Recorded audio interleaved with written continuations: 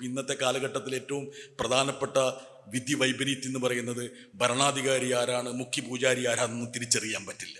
രണ്ടാം കോവിഡിന്റെ തരംഗത്തിൽ നൂറുകണക്കിന് മൃതദേഹങ്ങൾ ഇങ്ങനെ ഒഴുകി നടന്നപ്പോൾ ഇന്ത്യയിലെ ആസ്ഥാന മാധ്യമങ്ങളിൽ ഒന്നുപോലും ഒരു വാർത്തയോ ഒരു ചിത്രമോ നൽകിയില്ല. ആ ചിത്രം പ്രസിദ്ധീകരിച്ച് തൊട്ടുപിറ്റേന്ന് കേന്ദ്ര അന്വേഷണ ഏജൻസികൾ ആ പത്രം റെയ്ഡ് ചെയ്തു. 400 കോടിയോളം രൂപ പിഴ ചുമത്തി. എന്തിനാണ് പിഴ എന്ന് ആരും പറയുന്നു. അതോടുകൂടി ഇൻവെർട്ടർ കോമ സ്വതന്ത്ര മാധ്യമ പ്രവർത്തനത്തിൻ്റെ ആ ചെറിയ കിളിജാലകം അവിടെ പൂട്ടപ്പെട്ടു. ദേശീയ രാഷ്ട്രീയവും മാധ്യമപ്രവർത്തനവും അല്ലെങ്കിൽ മാധ്യമങ്ങളും ദേശീയ രാഷ്ട്രീയം എന്നുള്ളൊരു വിഷയമാണ് എന്നോട് പ്രതിപാദിക്കാൻ, സംസാരിക്കാൻ, പരാമർശിക്കാൻ ഇതിൻ്റെ സംഘാടകർ ആവശ്യപ്പെട്ടിരിക്കുന്നു. യഥാർത്ഥത്തിൽ ഇത് രണ്ടും വലിയ അപകടത്തിലൂടെ കടന്നു പോകുന്നൊരു സമയമാണ്. ഞാൻ പാർലമെൻറ്റിൽ പ്രസംഗിച്ചപ്പോൾ ഞാൻ പറഞ്ഞൊരു വാചകമുണ്ട്. ഇന്ന് മീഡിയ എന്നുള്ളൊരു സംജ മാറിയിരിക്കുകയാണ്. മീഡിയ എന്നുള്ള ആ വാക്കിൽ നിന്ന് എന്നുള്ളൊരു വാക്ക് ഒരക്ഷരം എടുത്തു മാറ്റി ഓ എന്നുള്ള ഒരക്ഷരം തിരികെ വെച്ചിരിക്കുകയാണ്. ഇങ്ങനെ മീഡിയ മോഡിയാകുന്ന ഒരു കാലഘട്ടത്തിലൂടെയാണ് ഇന്ത്യ കടന്നുപോയിക്കൊണ്ടിരിക്കുന്നത്. കഴിഞ്ഞ ദിവസം ബാംഗ്ലൂരിലെ നാഷണൽ ലോ സ്കൂളിൻ്റെ ആഭിമുഖ്യത്തിൽ ഒരു സംവാദമുണ്ടായിരുന്നു ബാംഗ്ലൂരിൽ വെച്ച്. അത് ഭരണഘടന എങ്ങനെയാണ് നമ്മുടെ രാജ്യത്തെ സ്വാധീനിക്കുന്നത്, ആ സ്വാധീനം എത്രത്തോളം നമുക്ക് നിലനിർത്താൻ കഴിയും എന്നുള്ളതായിരുന്നു വിഷയം. നിരവധി പണ്ഡിതന്മാർ ആ ഒരു സംവാദത്തിൽ പങ്കെടുത്തു. പക്ഷേ ഇന്നത്തെ ഒരു രാഷ്ട്രീയ ഗതിവിഗതികൾ പരിശോധിക്കുമ്പോൾ പലരും പറയുന്നൊരു കാര്യമുണ്ട്. പക്ഷെ ഞാനും അത് വിശ്വസിച്ചുകൊണ്ടാണ് പറയുന്നത്. ഒരു രാജ്യത്തെ താങ്ങി നിർത്താൻ, സംരക്ഷിക്കാൻ ഭരണഘടനയ്ക്ക് കഴിയില്ല. ഇപ്പം എൻ്റെ സ്നേഹിതൻ മുസ്തഫ വിചാരിക്കുന്നുണ്ടാവും ഞാൻ ഒരു ഭരണഘടനാ വിരുദ്ധനാണെന്ന്. അതല്ല, ഭരണഘടനയ്ക്ക് ഒരു രാജ്യത്തെ താങ്ങി നിർത്താൻ കഴിയില്ല. ജനാധിപത്യത്തിന് മാത്രമേ ഈ ഭരണഘടനയെ താങ്ങി നിർത്താൻ പറ്റൂ. ജനാധിപത്യമില്ലാത്ത ഒരു രാജ്യത്ത് ഇതുപോലുള്ള വിസ്തൃതമായിട്ടുള്ള ഒരു ഭരണഘടനയ്ക്ക് പ്രസക്തി തന്നെ ഉണ്ടാകില്ല. എൻ്റെ പല സുഹൃത്തുക്കളും ഈ കെട്ടകാലത്തെക്കുറിച്ച് അപഗ്രഥിക്കുമ്പോൾ പറയാറുണ്ട്, ഡോക്ടർ അംബേദ്കറിനെ പോലുള്ള വ്യക്തികൾ സമ്മാനിച്ച ഒരു ഭരണഘടന നമുക്കുള്ളതുകൊണ്ട് ഇന്ത്യൻ ജനാധിപത്യം സുരക്ഷിതമാണ് എന്ന് പറയുന്നവരുണ്ട്. ഒരുപക്ഷെ മറ്റ് പല രാജ്യങ്ങളുടെ അവസ്ഥാന്തരങ്ങൾ ശ്രദ്ധിക്കാതെ, അതല്ലെങ്കിൽ അമിതമായ പ്രതീക്ഷയിലും പ്രത്യാശയിലും അവർ വിഹരിക്കുന്നത് കൊണ്ടായിരിക്കാം അത്തരത്തിലുള്ള ഒരു പ്രത്യേക തലത്തിലേക്ക് അവർ മാറുന്നത്. ഏറ്റവും പ്രധാനപ്പെട്ട ഒരു ഘടകം 2024 എന്നുള്ളത് ഇന്ത്യക്ക് നിർണായകമാകുന്നു എന്ന് നമ്മളെല്ലാവരും പറയുമ്പോൾ ഞാനെന്നുള്ള ഒരു വ്യക്തി, ഒരു പൊതുപ്രവർത്തകൻ, ഒരു മാധ്യമപ്രവർത്തകൻ എങ്ങനെയാണ് ആ 2024 നോക്കിക്കാണുന്നത് എന്നത് ഒരുപക്ഷെ എൻ്റെ ഉത്തരേന്ത്യയിലെ അനുഭവത്തിൻ്റെ പശ്ചാത്തലത്തിലാണ്. ബാബറി മസ്ജിദ് നിലംപൊത്തിയ സമയത്ത്, അല്ലെങ്കിൽ അത് പൊളിക്കപ്പെട്ട സമയത്ത് മുസ്തഫ എവിടെ ഉണ്ടായിരുന്നു? മുസ്തഫ അന്നൊരു ക്യാമറ ഉപേക്ഷിച്ചു പോയിരുന്നു. ആ ക്യാമറ മലയാള മനോരമയുടെ വളരെ വിലപിടിപ്പുള്ളൊരു ക്യാമറ ഞങ്ങളെപ്പോലുള്ള സാധാരണ മാധ്യമ പ്രവർത്തകരാണ് അത് കണ്ടെത്തി തിരിച്ച് ഡൽഹി ഓഫീസിൽ കൊണ്ട് എത്തിക്കുകയും അങ്ങനെ ഒരുപക്ഷെ മനോരമയുടെ പത്രാധിപർ ആദ്യമായിട്ട് മറ്റൊരു സ്ഥാപനത്തിലെ മാധ്യമപ്രവർത്തകരെ അഭിനന്ദിച്ചുകൊണ്ട് എനിക്കൊരു കത്ത് അയക്കുകയും ചെയ്തു. KM മാത്യു അയച്ചൊരു കത്തുണ്ട്.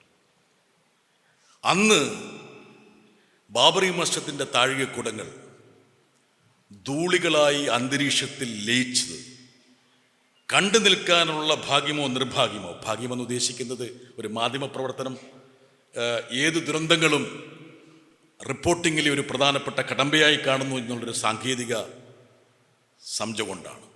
നിർഭാഗ്യമെന്ന് പറയുന്നത് ഞാനൊരു പൗരൻ നിലയിൽ എന്നിലേറ്റ ഒരു നിർഭാഗ്യം എന്നുള്ളതുകൊണ്ടാണ്. അന്ന് 500 വർഷം പഴക്കമുള്ള ഇന്ത്യൻ മതനിരപേക്ഷതയെ താങ്ങി നിർത്തിയ ആ പള്ളി അന്തരീക്ഷത്തിൽ പൊടിപടലങ്ങളായി പാറിയപ്പോൾ വരാനിരിക്കുന്ന ഇന്ത്യയെക്കുറിച്ചുള്ളൊരു സൂചന ആയിരുന്നു എന്ന് എന്നെപ്പോലുള്ള സാധാരണ മാധ്യമപ്രവർത്തകർ തിരിച്ചറിഞ്ഞത്. അന്ന് ഞാൻ ദേശാഭിമാനിക്ക് വേണ്ടി എഴുതിയ വരികൾ എനിക്കിപ്പോഴും ഓർമ്മയുണ്ട്. ഒരുപക്ഷെ എൻ്റെ മനസ്സിൽ പച്ച പിടിച്ച് കിടപ്പുണ്ട്. മതനിരപേക്ഷ ഇന്ത്യക്ക് ചരമഗീതം എഴുതാൻ വേണ്ടിയുള്ള യാത്രയായിരിക്കുമെന്ന് ഞങ്ങളാരും നനച്ചിരുന്നില്ല എന്നാണ് ആ ഒരു സംഭവത്തെക്കുറിച്ച് ഞങ്ങളെപ്പോലുള്ള മാധ്യമപ്രവർത്തകർ എഴുതിയത്. അതിലൊരു പ്രവചന സ്വഭാവവും ഉണ്ടായിരുന്നു. പിന്നീട് ഇന്ത്യ മാറുമ്പോൾ സ്വാഭാവികമായിട്ടും ആ മാറ്റത്തിന് നിദാനമായത് ഈ പള്ളിയുടെ തകർച്ചയാണ് എന്ന് ഇന്ന് ചരിത്രകാരന്മാരും അതല്ലെങ്കിൽ സാമൂഹ്യ നിരീക്ഷകരും തിരിച്ചറിയുന്നുണ്ട്. ഞാൻ എൻ്റെ അനുഭവത്തിൽ നിന്ന് ഒരുപക്ഷെ സാംശീകരിച്ച ചില കാര്യങ്ങൾ മാത്രമാണ് ഈ ഒരു പരിപാടിയിൽ ഞാൻ സമർപ്പിക്കുന്നത്. 1992 നിന്ന് ഇന്ത്യ മാറിയപ്പോൾ എനിക്ക് തോന്നുന്നു പ്രണാബ് മുഖർജിയെ പോലുള്ള രാഷ്ട്രതന്ത്രജ്ഞർ പോലും പറഞ്ഞിരുന്നു, ഒരു പരിധിക്കപ്പുറത്ത് ഇന്ത്യ എന്നുള്ള ആശയത്തെ പരിവപ്പെടുത്താൻ പറ്റില്ല. ഇന്ത്യ എന്നുള്ള ആശയം ബഹുസ്വരതയിലും മതനിരപേക്ഷതയിലും അധിഷ്ഠിതമാണ്. അദ്ദേഹം പ്രവചിച്ചിരുന്നു. ഒരുപക്ഷെ അതുകൊണ്ടായിരിക്കാം, ആ ഒരു രൂഢമൂലമായ ഒരു ധാരണ കൊണ്ടായിരിക്കാം പ്രണാബ് മുഖർജി പിന്നീട് RSSന്റെ ആസ്ഥാനത്ത് പോയി സംസാരിച്ചത്. പക്ഷേ അത്തരത്തിലുള്ള പ്രതീക്ഷാ നിർഭരമായിട്ടുള്ള വിചിന്തനങ്ങളൊന്നും തന്നെ നമ്മുടെ ദേശീയ രാഷ്ട്രീയത്തെ സ്വാധീനിച്ചില്ല. മറിച്ച് വീണ്ടും വീണ്ടും ഭൂമി തിരിയുന്നത് പോലെ ഇന്ത്യ തിരിഞ്ഞും മറിഞ്ഞും ഒരു ഇരുണ്ട വഴിത്താരയിലൂടെ മുമ്പോട്ട് പോകുന്നതാണ് നമ്മൾ കാണുന്നത്. കഴിഞ്ഞ ദിവസത്തെ ഏറ്റവും പ്രധാനപ്പെട്ട ഒരു വാർത്ത, ഒരുപക്ഷെ കേരളത്തിൽ അത് വ്യാപകമായി വന്നിട്ടുണ്ടാകില്ല. പ്രധാനമന്ത്രി അറബിക്കടലിൻ്റെ ആഴങ്ങളിൽ ശ്രീകൃഷ്ണൻ്റെ നഗരത്തിന് വേണ്ടി തപ്പുന്നു. മയിൽപ്പീലി കൊണ്ട് ആ നഗരത്തിന് അർച്ചന അർപ്പിക്കുന്നു. ശ്രീകൃഷ്ണൻ ഈ ഭൂമിയിൽ നിന്ന് പോയപ്പോൾ ആ നഗരം കടലിലേക്ക് അപ്രത്യക്ഷമായി എന്നുള്ള ഇൻവേർട്ടർ കോമ ഐതിഹ്യത്തെ ഒരു ചരിത്രത്തിൻ്റെ ഏടാക്കി മാറ്റാൻ വേണ്ടി മാധ്യമങ്ങളും പൊതുചരിത്ര നിർമ്മിതിക്കാരും കൂടി പ്രധാനമന്ത്രിയുടെ കാർമ്മികത്വത്തിൽ നടത്തിയ ഒരു ഏടിൻ്റെ ഒരു ഹ്രസ്വചിത്രമാണ് ഞാനിവിടെ പറഞ്ഞത്. വരാനിരിക്കുന്ന ഇന്ത്യയുടെ ഏറ്റവും പ്രധാനപ്പെട്ട ഒരു സൂചന എന്ന് പറയുന്നത് ഈ കെട്ടുകഥകളും ഐതിഹ്യങ്ങളും നമ്മുടെ ചരിത്രത്തിൻ്റെ ഭാഗമായി സമന്വയിപ്പിക്കുമ്പോൾ, ഞാൻ ഈ സമന്വയം ഒരുപാട് നേരിക്കണ്ടിട്ടുള്ള ആളാണ്. ഇപ്പം മണിപ്പൂർ എന്നുള്ള സംസ്ഥാനത്തെ മാറ്റി നിർത്തിക്കൊണ്ട് ഒരുപക്ഷെ ഈ സമന്വയത്തെക്കുറിച്ച് ചർച്ച ചെയ്യാൻ പറ്റില്ല. മണിപ്പൂർ 10 മാസമായിട്ട് കത്തിക്കൊണ്ടിരിക്കുകയാണ്. ഇപ്പം പ്രധാനമന്ത്രി 3-ാം തവണയും നാളെ കേരളം സന്ദർശിക്കുകയാണ്. ഇന്നേ വരെ ഒരു മാധ്യമ പ്രവർത്തകൻ പോലും 10 മാസമായിട്ട് 28 സംസ്ഥാനങ്ങളിൽ ഒരു സംസ്ഥാനമായിട്ടുള്ള മണിപ്പൂർ കത്തിക്കൊണ്ടിരിക്കുമ്പോൾ ജനങ്ങൾക്ക് പ്രാണൻ കൊടുക്കാനുള്ളൊരു ഉത്തരവാദിത്വം എന്തുകൊണ്ട് പ്രധാനമന്ത്രിയായ താങ്കൾ നിറവേറ്റുന്നില്ല എന്നുള്ളൊരു ചോദ്യം ഇന്ത്യയിലെ ഒരു മാധ്യമ പ്രവർത്തകരും പ്രധാനമന്ത്രിക്ക് നേരെയോ അദ്ദേഹത്തിൻ്റെ ഉപദേഷ്ടാക്കൾക്ക് നേരെയോ എറിയുന്നില്ല എന്നുള്ളതാണ് ഒരുപക്ഷെ ഇന്നത്തെ മാധ്യമ ലോകത്തിൻ്റെ ഏറ്റവും പ്രധാനപ്പെട്ട പ്രതലമെന്ന് പറയുന്നത്. 10 വർഷമായിട്ട് ഒരു പത്രസമ്മേളനം പോലും നടത്താത്ത പ്രധാനമന്ത്രി എന്നുള്ളത് ഒരു ജനാധിപത്യ രാജ്യത്താണ് എന്നുള്ളത് നമ്മൾ ചിന്തിക്കേണ്ട കാര്യം. 1988 മുതൽ ഞാൻ ഡൽഹിയിൽ മാധ്യമപ്രവർത്തകനായിട്ടുണ്ട്. നിരവധി പ്രധാനമന്ത്രിമാരുടെ പത്രസമ്മേളനങ്ങൾ അറ്റൻഡ് ചെയ്തിട്ടുണ്ട്. അതിൽ രാജീവ് ഗാന്ധി ഉൾപ്പെടെ പ്രധാനമന്ത്രിമാരുടെ നിരവധി പ്രധാനമന്ത്രിമാരുടെ ഒപ്പം വിദേശ യാത്ര നടത്തിയിട്ടുണ്ട്. അപ്പോഴൊക്കെ പ്രധാനമന്ത്രിമാർ മാധ്യമപ്രവർത്തകരുമായിട്ട് സംവദിക്കുക എന്നുള്ളത് ഈ ജനാധിപത്യത്തിൻ്റെ ഏറ്റവും പ്രധാനപ്പെട്ട ഒരു ആണിക്കല്ലായിട്ട് നിന്നിരുന്നു. എന്നെ അലോസരപ്പെടുത്തുന്ന ചില കാര്യങ്ങളിൽ ഏറ്റവും പ്രധാനപ്പെട്ട ഒരു ഘടകം, നമ്മൾ അംഗീകരിച്ചിരിക്കുന്ന പാർലമെന്ററി ജനാധിപത്യം എന്നുള്ള വ്യവസ്ഥിതി നിലനിൽക്കണമെങ്കിൽ പ്രധാനപ്പെട്ട 2-3 ചേരുവകൾ അതിലേക്ക് നമ്മൾ ചേർത്ത് വെക്കേണ്ടി വരും. അതിലേറ്റവും പ്രധാനപ്പെട്ടത്, ഒരു പക്ഷേ രാഷ്ട്രീയ മീമാംസ രാഷ്ട്രീയം അറിയാവുന്ന നിങ്ങൾക്കെല്ലാവർക്കും സ്വാഭാവികമായിട്ടും നന്നായി തെളിച്ചത്തോടെ പറയാൻ കഴിയുന്നൊരു കാര്യമാണ്. ഒന്ന്, എക്സിക്യൂട്ടീവ് പാർലമെൻറ്റിനോട് വിധേയപ്പെടണം എന്ന് വെച്ചാൽ പ്രധാനമന്ത്രിയുടെ പരമമായ ഉത്തരവാദിത്വം എന്ന് പറയുന്നത് പാർലമെൻറ്റിനോടാണ്. പാർലമെൻറ്റിനോട് വിധേയപ്പെട്ട് പ്രവർത്തിക്കുക എന്നുള്ളതാണ് ഒരു പ്രധാനമന്ത്രിയുടെ ഏറ്റവും പ്രധാനപ്പെട്ട ദൗത്യം, അല്ലെങ്കിൽ അതിൽ അദ്ദേഹത്തിന് നിക്ഷിപ്തമായിരിക്കുന്ന ഉത്തരവാദിത്വം. ഇന്ന് ജനാധിപത്യത്തിൻ്റെ അമൃതകാലം നമ്മൾ ആഘോഷിക്കുമ്പോൾ ഇന്ത്യൻ പ്രധാനമന്ത്രി പാർലമെൻറ്റിനോട് കീഴ്പ്പെട്ട് പ്രവർത്തിക്കുന്ന ഒരു വ്യക്തിയാണ് എന്ന് പ്രധാനമന്ത്രിയല്ല, BJPയിൽ ഒരു അംഗം പോലും പറയില്ല. അങ്ങനെ പറയുന്നത് മോശമാണെന്ന് ധരിക്കുന്നവരാണ് BJPക്കാർ. നോക്കുക, നമ്മുടെ ഭരണഘടനാ ശില്പികൾ വിഭാവനം ചെയ്ത പാർലമെന്ററി ജനാധിപത്യത്തിന് ഏറ്റവും പ്രധാനപ്പെട്ട അടിത്തറയാണ് ആ ഒരു നിഷേധത്തിലൂടെ ശിഥിലമാക്കപ്പെടുന്നത്. 2, ഇപ്പം മാധ്യമം അവിടെയാണ് ചിത്രത്തിലേക്ക് വരുന്നത്. ജനാധിപത്യ സംവിധാനത്തിൻ്റെ 4ാമത്തെ നെടുന്തൂണ്. എനിക്കൊന്നും മാധ്യമപ്രവർത്തകരെ ഏറ്റവും കൂടുതൽ അഹങ്കരിക്കുന്നത്, കമൽ വരുന്നവരൊക്കെ അഹങ്കരിക്കുന്നത്, ഞങ്ങൾ 4ാമത്തെ നെടുന്തൂണുമായി നടക്കുന്ന ആൾക്കാരാണ്, ഇല്ലേ? പച്ച മലയാളത്തിൽ പറഞ്ഞാൽ മണ്ണാങ്കട്ട. ഏതും നെടുന്തൂണാണുള്ളത്? ഒരു നെടുന്തൂണുമില്ല. നിഷ്പക്ഷ മാധ്യമ പ്രവർത്തനം, സ്വതന്ത്ര മാധ്യമ പ്രവർത്തനം എന്നൊക്കെ പറഞ്ഞ് വായനക്കാരെയും പ്രേക്ഷകരെയും കബളിപ്പിക്കുന്ന ഒരു കൺകെട്ട് വിദ്യയിലേക്ക് നമ്മുടെ മാധ്യമ ലോകം മാറിക്കൊണ്ടിരിക്കുക. അങ്ങനൊരു സാഹചര്യം തന്നെ യഥാർത്ഥത്തിൽ മാധ്യമ പ്രവർത്തനത്തിൽ ഇല്ല എന്ന് വിശ്വസിക്കുന്ന ഒരാളാണ്. പക്ഷെ എങ്കിൽ പോലും പ്രാഥമികമായിട്ടുള്ളൊരു ഉത്തരവാദിത്വമുണ്ട്. ആ ഉത്തരവാദിത്വം എന്നുള്ളത് നിറവേറ്റാൻ മാധ്യമങ്ങൾ തയ്യാറാകുന്നുണ്ടോ എന്നുള്ള ഒരു ചോദ്യമാണ് ഏറെ പ്രസക്തം. ഞാൻ പറയാൻ കാരണം, എനിക്ക് തോന്നുന്നു വാഷിങ്ടൺ പോസ്റ്റിൻ്റെ മറ്റൊരു ടാഗ് ലൈനുണ്ട്. ആ ടാഗ് ലൈൻ വളരെ ശ്രദ്ധേയമാണ്. വാഷിങ്ടൺ പോസ്റ്റിൻ്റെ ആയതുകൊണ്ട് അത് നമ്മൾ തള്ളിക്കളയേണ്ട ആവശ്യമില്ല. പാർവതി പറയും, ഇപ്പോൾ ഒരു പാശ്ചാത്യ മാധ്യമത്തിൻ്റെ ടാഗ് ലൈനെ കുറിച്ച് എന്തിനാണ് ബ്രിട്ടാസ് ഉത്കണ്ഠപ്പെടുന്നതെന്ന് നമ്മൾ വിചാരിച്ചേക്കാം. പക്ഷെ ആ ടാഗ് ലൈനൊരു പ്രസക്തിയുണ്ട്. ഡെമോക്രസി ഡൈസ് ഇൻ ഡാർക്ക്നെസ് എന്നുള്ളതാണ്. Democracy dies in darkness. യഥാർത്ഥത്തിൽ അതല്ലേ സംഭവിക്കുന്നത്? അന്ധകാരത്തിൽ അസ്തമിക്കുന്ന ഒരു ഭരണരീതിയാണ് ജനാധിപത്യം. വെളിച്ചമില്ലെങ്കിൽ സ്വാഭാവികമായിട്ടും ആ ഭരണ സംവിധാനത്തെ ജനാധിപത്യമെന്ന് വിളിക്കാൻ പറ്റില്ല.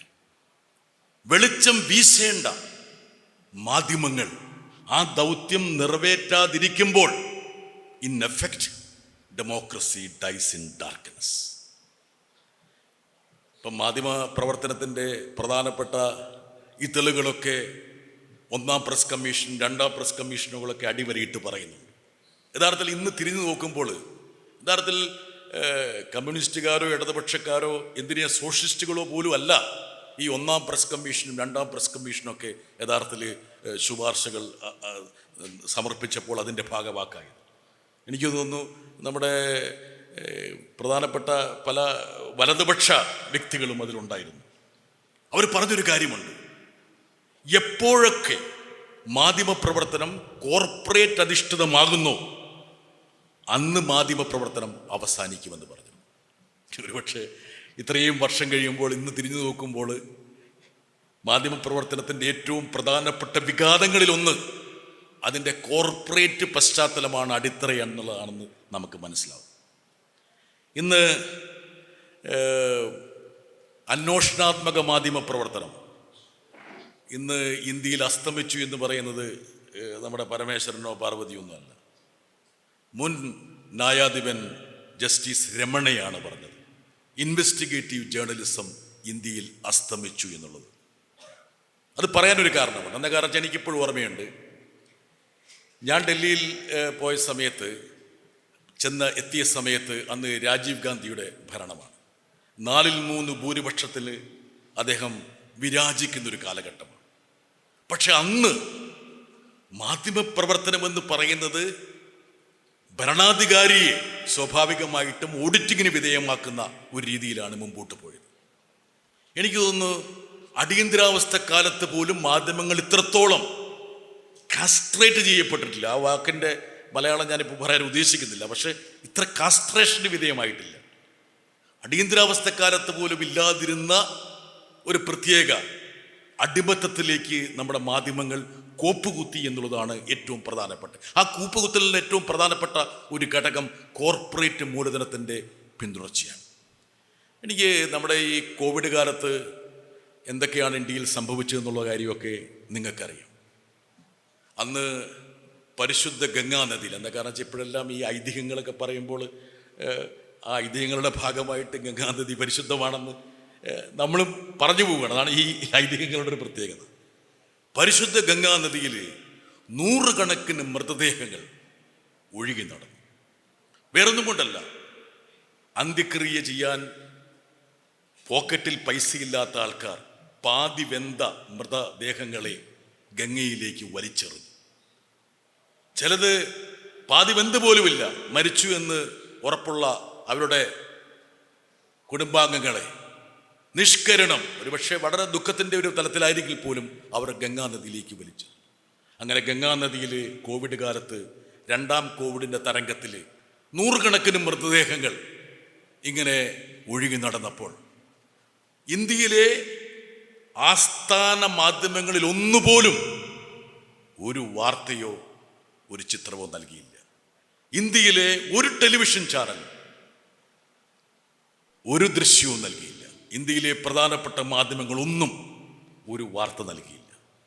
ഒരു നായക്കുട്ടി വെള്ളത്തിൽ വീണ് മരിച്ചാൽ 2 മണിക്കൂർ തത്സമയം ചെയ്യുന്ന ടെലിവിഷൻ ചാനലുകൾ 100 കണക്കിന് മൃതദേഹങ്ങൾ ഗംഗയിൽ ഒഴുകിയപ്പോൾ അവിടെ നിന്ന് ക്യാമറ മറ്റ് സ്ഥലങ്ങളിലേക്ക് തിരിച്ചു വെച്ചു. പക്ഷേ ഒരു അബദ്ധം കാണിച്ചൊരു പത്രമുണ്ട്, ദൈനിക് ഭാസ്കർ എന്ന് പറഞ്ഞ ഉത്തരേന്ത്യയിലെ ഒരു പത്രം. അവരുടെ 1-ാം പേജിൽ ഒരു ചിത്രം പ്രസിദ്ധീകരിച്ചു. ആ ചിത്രം പ്രസിദ്ധീകരിച്ച തൊട്ടുപിറ്റേന്ന് കേന്ദ്ര അന്വേഷണ ഏജൻസികൾ ആ പത്രം റെയ്ഡ് ചെയ്തു. 400 കോടിയോളം രൂപ പിഴ ചുമത്തി. എന്തിനാണ് പിഴ എന്ന് ആരും പറയുന്നു. അതോടുകൂടി ഇൻവെർട്ടർ കോമ സ്വതന്ത്ര മാധ്യമ പ്രവർത്തനത്തിൻ്റെ ആ ചെറിയ കിളിജാലകം അവിടെ പൂട്ടപ്പെട്ടു. ടൈംസ് ഓഫ് ഇന്ത്യ ഇന്ത്യയിലെ ഏറ്റവും വലിയ പത്രഗ്രൂപ്പാണ്. ഒരുപക്ഷെ ലോക മാധ്യമങ്ങളിലെ 10 ശ്രേഷ്ഠ മാധ്യമങ്ങളുടെ പട്ടികയിൽ ഒരു കാലത്ത് സ്ഥാനം പിടിച്ച Times of India. Times of India താണുകേണു പറഞ്ഞു എന്നാണ് ഞാൻ മനസ്സിലാക്കുന്നത്. അതായത് വാർത്താ പേജുകളൊക്കെ നിങ്ങൾക്ക് വേണ്ടി മാറ്റിവെക്കാം, എഡിറ്റോറിയൽ പേജിനെങ്കിലും വിമർശനാത്മകമായിട്ടുള്ള ഒരു ലേഖനം കൊടുക്കാനുള്ള ഒരു അവസരം ഉണ്ടാകണം. 3-4 മാസം കൊടുത്തു. ടൈംസ് ഓഫ് ഇന്ത്യയിൽ എൻഫോഴ്സ്മെന്റ് ഡയറക്ടറേറ്റും ഇൻകം ടാക്സും CBIയും റെയ്ഡ് ചെയ്തു. അങ്ങനെ ഒരു പേജിൽ പ്രതിരോധത്തിൻ്റെ വിമർശനത്തിൻ്റെ ലാഞ്ചന അച്ചടിക്കുന്ന ആ പ്രക്രിയയും അവിടെ അസ്തമിച്ചു. എന്തുകൊണ്ടാണ് കോർപ്പറേറ്റ് ജേർണലിസം നമ്മളെ കൈവിടും എന്ന് പറയുന്നതിൻ്റെ ഒരു കാരണം ഒന്നും കൂടി ഞാൻ അടിവരയിടാം. ഔട്ട്ലുക്ക് മാഗസിൻ്റെ പത്രാധിപർ എൻ്റെ ഒരു സ്നേഹിതനാണ് റൂബൻ ബാനർജി. 2-ാം കോവിഡ് തരംഗത്തിൻ്റെ കാലത്ത് കോടാനുകോടി ജനങ്ങൾ പലായനം ചെയ്തു. യഥാർത്ഥത്തിൽ ലോകത്ത് ഇതുപോലൊരു പലായനം അത് അടുത്ത കാലത്തൊന്നും ഉണ്ടായിട്ടില്ല. ഇപ്പം നമ്മുടെയൊക്കെ വിഭജന കാലഘട്ടത്തിലെ പലായനത്തെക്കുറിച്ചൊക്കെ ഒരുപാട് ചരിത്ര ഗ്രന്ഥങ്ങളുണ്ട്. 5 കോടി ജനങ്ങൾ 4 മണിക്കൂർ കൊണ്ട് പ്രഖ്യാപിക്കപ്പെട്ട ലോക്കൗട്ടിൽ തങ്ങളുടെ ഉറ്റവരെ ആശ്ലേഷിക്കാനുള്ള വ്യഗ്രതയിൽ അവർ യാത്ര തുടർന്നു. ഔറംഗാബാദിൽ കാട്ടിലകപ്പെട്ട ഏതാനും ആൾക്കാർ പാമ്പുകടി ഏൽക്കാതിരിക്കാൻ, വന്യമൃഗജീവികളുടെ ആക്രമണം ഉണ്ടാകാതിരിക്കാൻ അവർ ആ 100 കണക്കിന് 1000 കിലോമീറ്ററുകൾ പിന്നിട്ടപ്പോൾ തലവെക്കാൻ വേണ്ടി റെയിൽവേ പാളത്തിൽ അഭയം പ്രാപിച്ചു. ഏതോ ഗുഡ്സ് വണ്ടി അവരിലൂടെ കയറി ഇറങ്ങി. 5 കോടി ജനങ്ങളുടെ ഈ പലായനത്തിൻ്റെ കഥ വിണ്ട് കീറിയ കാൽപാദങ്ങളുമായി, നീരുവെച്ച പാദങ്ങളുമായിട്ടുള്ള ഈ പലായനത്തിൻ്റെ ചിത്രം ഒരു മാധ്യമങ്ങളും കൊടുക്കാൻ തയ്യാറില്ല. നമ്മുടെ നാട്ടിൻ ഭാഷ പറഞ്ഞാൽ കൊസ്രാക്കൊള്ളികളായിട്ടുള്ള ചില ആൾക്കാർ സോഷ്യൽ മീഡിയയിൽ വല്ലതും ഇട്ടതാലായി. പക്ഷെ ഇന്ത്യയിലെ ഒരു വാരിക, ഔട്ട്ലുക്ക് വാരിക, അവരുടെ കവർ പേജിൽ ഒരു ആലേഖനം നടത്തി. നമ്മുടെ മദനിലക്കിരിപ്പുണ്ട്, ഇല്ലസ്ട്രേഷൻ്റെ ശ്രേഷ്ഠനായ വ്യക്തിയാണ്. ആ ആലേഖനം ഇങ്ങനെയായിരുന്നു, ഇല്ലസ്ട്രേഷൻ ഇങ്ങനെയായിരുന്നു: മിസ്സിംഗ്, ഇന്ത്യ ഗവൺമെൻറ് മിസ്സിംഗ് എന്ന് പറഞ്ഞാൽ ഈ ഒരു പലായനത്തിൽ കാണാനില്ലാതായത് ഇന്ത്യ ഗവൺമെൻറ്റാണ് എന്ന് ഔട്ട്ലുക്ക് വാരികയുടെ കവർ പറഞ്ഞു. 2 ആഴ്ചക്കുള്ളിൽ റൂബൻ ബാനർജി എന്നുള്ള പത്രാധിപർക്ക് ആ സ്ഥാനം നഷ്ടപ്പെട്ടു. ഇനി വേണമെങ്കിൽ മുസ്തഫയെ കാണുമ്പോൾ എനിക്ക് തികട്ടി വരുന്നത്, ആരാണ് ജസ്റ്റിസ് ലോയിയെ കൊന്നത് എന്നുള്ള ഒരു പുസ്തകം എഴുതിയ വീക്ക് ലേഖകനെ ഞാൻ ഏതാനും മാസം മുമ്പ് പൂണെയിൽ തേരാപ്പാര നടക്കുന്നത് കണ്ടു. ആരാണ് ജസ്റ്റിസ് ലോയിയെ കൊന്നത്? ആ ജസ്റ്റിസ് ലോയിയുടെ കൊലപാതകത്തിന് പിന്നിലുള്ള ഹസ്തങ്ങളിലേക്ക് അദ്ദേഹം ആണ്ടിറങ്ങിയപ്പോൾ അന്വേഷണാത്മക മാധ്യമ പ്രവർത്തനം എത്തപ്പെട്ടത് ഇന്ത്യയിലെ ഏറ്റവും 2ാമത്തെ പ്രബലനായ വ്യക്തിയിലേക്കാണെന്ന് ഒരു തിരിച്ചറിവ് വന്നപ്പോൾ ആ ലേഖകന് ജോലി നഷ്ടപ്പെടുകയും അദ്ദേഹത്തിന് ഒരു ജോലി കിട്ടാത്ത അവസ്ഥയിൽ അദ്ദേഹം ഇന്ന് പൂളയിലൂടെ അലയുകയും ചെയ്യുന്ന ഒരു രംഗം എനിക്കറിയാം. ഞാൻ അദ്ദേഹത്തിനെ കണ്ടുകൊണ്ട് പറയുക, എങ്ങനെയാണ് മാധ്യമപ്രവർത്തനം ഇന്ത്യയിൽ മാറിയത് എന്നുള്ളതിൻ്റെ ചില ചില്ലറ ഉദാഹരണങ്ങൾ മാത്രമാണ് ഞാനിവിടെ പറഞ്ഞത്. ഈ ഒരു മാധ്യമ മേഖലയ്ക്ക് നമ്മുടെ ജനാധിപത്യത്തെ പരിപോഷിപ്പിക്കാൻ കഴിയും. ഞാൻ നേരത്തെ സൂചിപ്പിച്ച ആ ടാഗ്ലൈനിൽ പറഞ്ഞ പോലെ വെളിച്ചം വിതറാനുള്ള, ഭരണാധികാരിയെ ചോദ്യം ചെയ്യാനുള്ള, ഭരണാധികാരിക്ക് ഉത്തരവാദിത്വം അർപ്പിക്കാനുള്ള, അതിൽ അടിവരയിടാനുള്ള സിദ്ധിയുണ്ടോ, കഴിവുണ്ടോ, പ്രാപ്തിയുണ്ടോ എന്ന് നമ്മൾ തിരിച്ചറിയണം. ഇപ്പം മണിപ്പൂരിനെ കുറിച്ച് ഞാൻ പറഞ്ഞു. മണിപ്പൂരിൻ്റെ പല തലങ്ങളിലും യാത്ര ചെയ്തിട്ടുള്ള ഒരു എളിയ പൊതുപ്രവർത്തകനാണ് ഞാൻ. എന്നെ അത്ഭുതപ്പെടുത്തിയ ഒരു കാര്യം, ഇത് ഞാനിവിടെ പല ക്രൈസ്തവ മതമേലധ്യക്ഷന്മാരോട് സംസാരിച്ചപ്പോൾ അവർ പറയുന്നൊരു കാര്യമുണ്ട്. അല്ല ബേട്ടാ, ശരിയാണ്, പക്ഷെ മണിപ്പൂർ എന്നൊക്കെ പറഞ്ഞാൽ വടക്ക് കിഴക്കിൻ്റെ ഏതോ ഒരു മൂലയിലുള്ളൊരു സ്ഥലമല്ലേ? ഞാൻ പറഞ്ഞു, പിതാവേ അങ്ങനെയല്ല. ആ പിതാവിൻ്റെ പേര് ഞാൻ പറയുന്നില്ല. മണിപ്പൂർ എന്ന് പറയുന്നത് കേരളത്തിൻ്റെ ഒരു തുടർച്ചയാണ്, പകർനാട്ടമാണ് അക്ഷരാർത്ഥത്തിൽ. ഒരുപക്ഷെ ഇവിടെ ഇരിക്കുന്ന ആൾക്കാർ മണിപ്പൂരിൽ പോകാത്ത ആൾക്കാരുണ്ടായിരുന്നുകൊണ്ടാവും. കേരളത്തിൻ്റെ സാമൂഹിക ഘടനയെ അതുപോലെ പറിച്ചു വെച്ച ഒരു ഭൂമികയാണ് മണിപ്പൂർ. നമുക്ക് ഹിന്ദു, ഇസ്ലാം, ക്രൈസ്തവ വിശ്വാസികൾ എന്നതുപോലെ മതപരമായ മൂന്ന് വിഭാഗങ്ങളാണുള്ളതെങ്കിൽ മണിപ്പൂരിൽ മെയ്തി, നാഗ, കുക്കി എന്ന് പറയുന്ന 3 വംശങ്ങളാണുള്ളത്. നമ്മളെപ്പോലെ സൗഹാർദ്ദത്തിൽ കഴിഞ്ഞ ഒരു ഭൂമിക 5 വർഷത്തെ BJP ഭരണത്തിൽ എങ്ങനെയാണ് വേറൊരു രൗദ്രതലത്തിലേക്ക് ഉരുത്തിരിഞ്ഞത് എന്നുള്ളത് മണിപ്പൂരിൽ പോയാൽ നിങ്ങൾ മനസ്സിലാക്കും. 10 മാസമായിട്ടും 60,000 ജനങ്ങൾ ഇപ്പോഴും അഭയാർത്ഥി ക്യാമ്പിൽ കഴിയുന്നു. ആയിരക്കണക്കിന് ജനങ്ങൾ ആ സംസ്ഥാനത്ത് നിന്ന് പലായനം ചെയ്യും. ഇംഫാൽ താഴ്വരയിൽ ഒരു കുക്കിയെപ്പോലും നിങ്ങൾക്ക് കാണാൻ കഴിയില്ല. അതുപോലെ മണിപ്പൂരിൻ്റെ മലമ്പ്രദേശങ്ങളിൽ ഒരു മെയ്തിയെപ്പോലും കാണാൻ കഴിയില്ല. എങ്ങനെയാണ് ഒരു സംസ്ഥാനത്തെ 3 തുണ്ടുകളായി ധ്രുവീകരിച്ചതെന്നുള്ളതിൻ്റെ ഒരു ഉദാഹരണം മണിപ്പൂർ നമ്മൾ നൽകുന്നു. തിരുവനന്തപുരത്ത് നിന്ന് ഒരു സുപ്രധാന നടൻ തൃശ്ശൂരിലേക്ക് എത്തി മാതാവിൻ്റെ തലയിൽ കിരീടം വെച്ച് കൊടുക്കുമ്പോൾ കേരളത്തെ മണിപ്പൂരിൻ്റെ തലത്തിലേക്ക് മാറ്റാനാണെന്നുള്ളതിൻ്റെ ഒരു സന്ദേശം വായിച്ചെടുക്കാൻ മലയാളിക്ക് കഴിഞ്ഞില്ലെങ്കിൽ മണിപ്പൂരിൻ്റെ തനിയാവർത്തനം കേരളത്തിൽ ഉണ്ടാകുമെന്ന് ഉറച്ചു വിശ്വസിക്കുന്ന ഒരാളാണ് ഞാൻ. പക്ഷേ ഈ മാതാവിന് അത്ഭുത സിദ്ധിയുണ്ടെന്ന് പറയുന്നത് പോലെ മാതാവ് പ്രവർത്തിക്കുകയും ചെയ്തു. എന്താ കാരണം എന്ന് വെച്ചാൽ ഈ സുരേഷ് ഗോപി കിരീടം വെച്ചപ്പോൾ മാതാവ് തലകുലുക്കുകയും കിരീടം താഴേക്ക് പോവുകയും ചെയ്തു. അങ്ങനൊരു സംഭവം ഉണ്ട്. പക്ഷെ ഇതൊക്കെ നമുക്ക് പകർന്നു നൽകുന്ന ചില പാഠങ്ങളുണ്ട്. ഒരിക്കൽ പഴച്ചാൽ തിരിച്ചു കിട്ടാൻ പറ്റില്ല എന്ന് സ്വാഭാവികമായിട്ടും ജനാധിപത്യത്തെ കൈവിട്ട പല രാഷ്ട്രങ്ങളും പിന്നീട് ഖേദപൂർവം സ്മരിച്ചിട്ടുണ്ട്. ഞാൻ ഐതിഹ്യങ്ങളിലേക്ക് വരുമ്പോൾ ഒന്ന് രണ്ട് ചെറിയ കാര്യങ്ങൾ കൂടെ ഞാൻ മനസ്സിലാക്കിയ ചില കാര്യങ്ങളാണ്. അതായത് എങ്ങനെയാണ് കെട്ടുകഥകളും ഐതിഹ്യങ്ങളും നമ്മളെ വരിഞ്ഞു മുറുക്കുന്നത് എന്നുള്ളതിൻ്റെ ഒരു ചെറിയൊരു തെളിവ് ഞാൻ പറയും.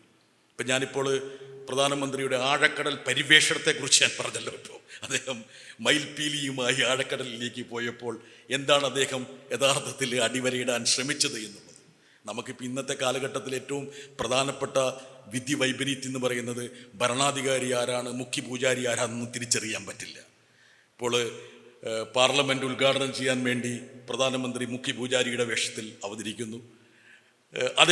അദ്ദേഹം തന്നെ അയോധ്യയിൽ പ്രാണപ്രതിഷ്ഠ നടത്താൻ പൂജാരിയുടെ യജമാനൻ്റെ വേഷത്തിൽ വരുന്നു.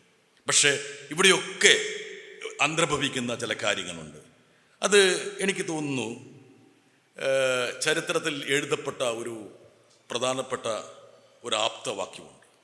Who controls the past controls the presence and mould the future.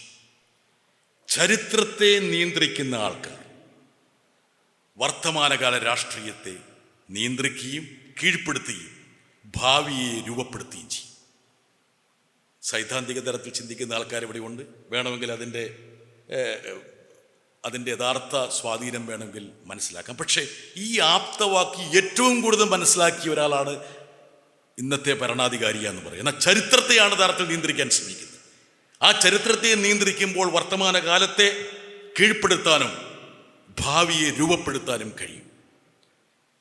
ഞാൻ വടക്ക് കിഴക്കൻ മേഖലയിൽ പോയപ്പോൾ എന്നെ അത്ഭുതപ്പെടുത്തിയൊരു കാര്യമുണ്ട്. എങ്ങനെയാണ് ഐതിഹ്യങ്ങൾ നമ്മുടെ ജനവിഭാഗങ്ങളിലേക്ക് അരിച്ചെത്തി അത് ചരിത്ര നിർമ്മിതിക്ക് വഴിവെക്കുന്നത്. 2018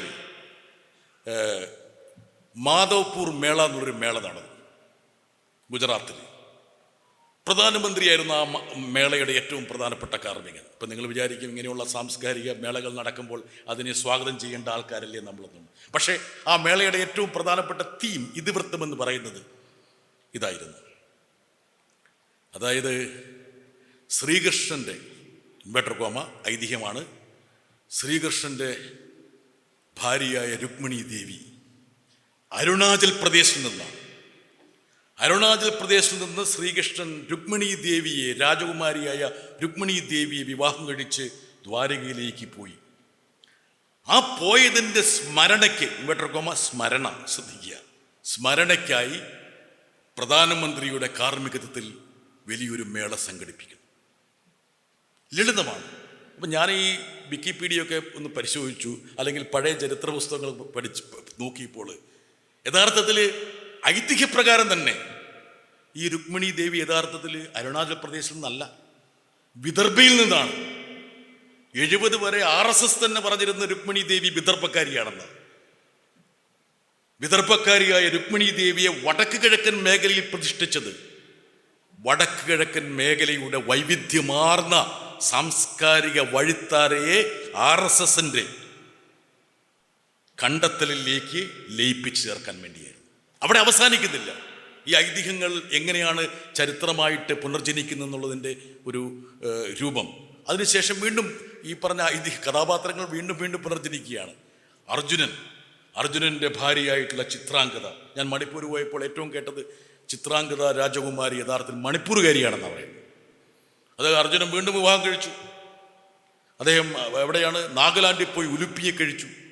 അപ്പം നോക്കുക, 100 കണക്കിന് സംസ്കാരങ്ങളുള്ള ഒരു ഭൂമികയെ RSSന്റെ ഒരു ധാരയിലേക്ക് ലയിപ്പിക്കാൻ വേണ്ടി ഐതിഹ്യങ്ങളെ സന്നിവേശിപ്പിച്ചുകൊണ്ട് ഒരു ചരിത്ര നിർമ്മിതിക്ക് തയ്യാറെടുക്കുന്നു. ഈ ഒരു കാലഘട്ടമാണ് ഒരുപക്ഷെ നമ്മുടെ പ്രധാനമന്ത്രിയെ മുഖ്യ പുരോഹിതനായി വേഷമിടാൻ പ്രേരിപ്പിക്കുന്നത്. അതിൽ ഒരു രാഷ്ട്രീയമുണ്ട് എന്ന് തിരിച്ചറിയുക. ഞാൻ എൻ്റെ കേരളത്തിലെ മാധ്യമപ്രവർത്തകരോട് പറയാറുണ്ട്, കേരളത്തിൽ ആർക്കെതിരെയും എന്തും വിളിച്ചു പറയാനുള്ള സ്വാതന്ത്ര്യമുണ്ട്. ലോകത്തിലെ അപൂർവം തുരുത്തുകളിലൊന്നാണ് കേരളം. ആർക്കെതിരെ എന്തും പറയാനുള്ളൊരു സ്വാതന്ത്ര്യം മാധ്യമപ്രവർത്തകർക്ക് കിട്ടിയിട്ടുള്ള ഏക മേഖല കേരളമാണ്. ഇല്ലാതിരിക്കുന്നൊരവസ്ഥയേക്കാൾ ഭേദമാണ് ഒരുപക്ഷെ അമിതമായ സ്വാതന്ത്ര്യം വിനിയോഗിക്കുന്ന ആ പ്രതലമെന്ന് വിശ്വസിക്കുന്നുകൊണ്ടാണ് ഞാൻ അതിനെ സ്വാഗതം ചെയ്തത്. പണ്ട് പാർലമെൻറ്റിൽ ഒരു റിപ്പോർട്ടറായി പോയിരുന്ന സമയത്ത് ഒരുപക്ഷെ അബൂബക്കറൊക്കെ അവിടെ ഉണ്ടായിരുന്നു, പല ആൾക്കാരും ഉണ്ടാവും, പരമേശ്വരൻ ഉണ്ടായിരുന്നു. അന്ന് മാധ്യമങ്ങളിലെ അന്വേഷണാത്മക വാർത്തകളാണ് യഥാർത്ഥത്തിൽ അന്നത്തെ പാർലമെൻറ്റ് നടപടികളെ സ്വാധീനിച്ചിരുന്നത്.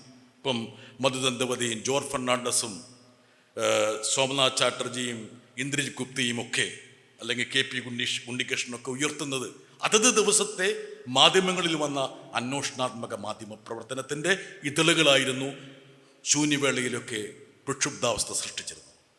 ഇന്ന് ഡൽഹിയിലെ മാധ്യമ പ്രവർത്തനത്തിലെ ഏറ്റവും പ്രധാനപ്പെട്ട അന്വേഷണാത്മക മാധ്യമ പ്രവർത്തനം എന്ന് പറയുന്നത് മന്ത്രിമാരുടെ അഭിമുഖങ്ങളാണ്. ഒരു മന്ത്രിയുടെ അഭിമുഖമാണ് ഏറ്റവും പ്രധാനപ്പെട്ട അന്വേഷണാത്മക മാധ്യമ പ്രവർത്തനം എന്ന് പറയുന്നത്. കഴിഞ്ഞ ദിവസം 2 ഡിജിറ്റൽ ചാനലുകൾ ഒരു പ്രധാനപ്പെട്ട വാർത്ത കൊണ്ടു. ഇലക്ട്രൽ ബോണ്ടുകൾ എങ്ങനെയാണ് ED യുമായി ബന്ധപ്പെട്ടത്. EB = ED. അതായത് 33 കമ്പനികളിൽ എൻഫോഴ്സ്മെന്റ് ഡയറക്ടറേറ്റ് റെയ്ഡ് നടത്തിയപ്പോൾ 335 കോടി രൂപ BJPയുടെ ഇലക്ട്രൽ ബോണ്ടായി പരിഭാഷപ്പെട്ടു. എങ്ങനെയാണ് കേന്ദ്ര അന്വേഷണ ഏജൻസികളെ ജനാധിപത്യം അട്ടിമറിക്കാൻ വേണ്ടി വിനിയോഗിക്കുന്നു എന്നുള്ളതിൻ്റെ വാർത്ത വന്നു. ഇന്ത്യയിൽ ഏതെങ്കിലും മുഖ്യധാര മാധ്യമങ്ങളിൽ ആ വാർത്ത വന്നു? ഒരു പത്രത്തിലും വന്നില്ല. ഇവിടെ 5 രൂപയോ 10 രൂപയോ ഉണ്ടെങ്കിൽ ഏതെങ്കിലും സഹകരണ ബാങ്കിൽ ഒരു ചെറിയൊരു ക്രമക്കേട് നടന്നാൽ എൻഫോഴ്സ്മെന്റ് ഡയറക്ടറേറ്റ് ഇൻകം ടാക്സും റെയ്ഡ് ചെയ്യുമ്പോൾ എങ്ങനെയാണ് ഇതുപോലെയുള്ള മാസ് ഹൈജാക്കിംഗ് ഓഫ് ഡെമോക്രസി സംഭവിക്കുന്നതെന്ന് വിചാരിക്കുക.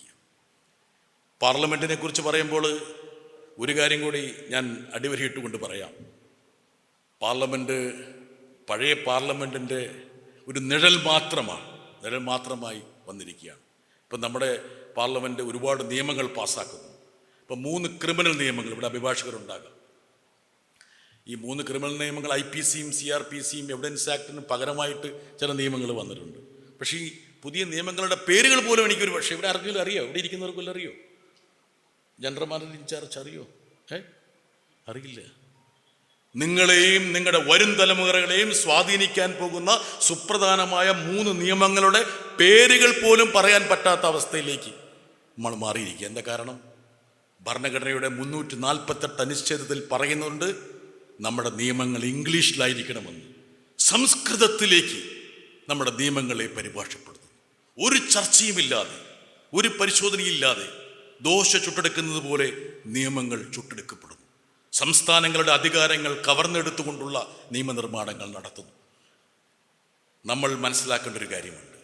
ഈ രാജ്യത്തിൻ്റെ ഐക്യം ഉറപ്പിക്കണമെങ്കിൽ 3 പ്രധാനപ്പെട്ട ഘടകങ്ങൾ അനിവാര്യമാണ്. 1 ഫെഡറലിസം, 2 ഡെമോക്രസി, 3 സെക്കുലറിസം.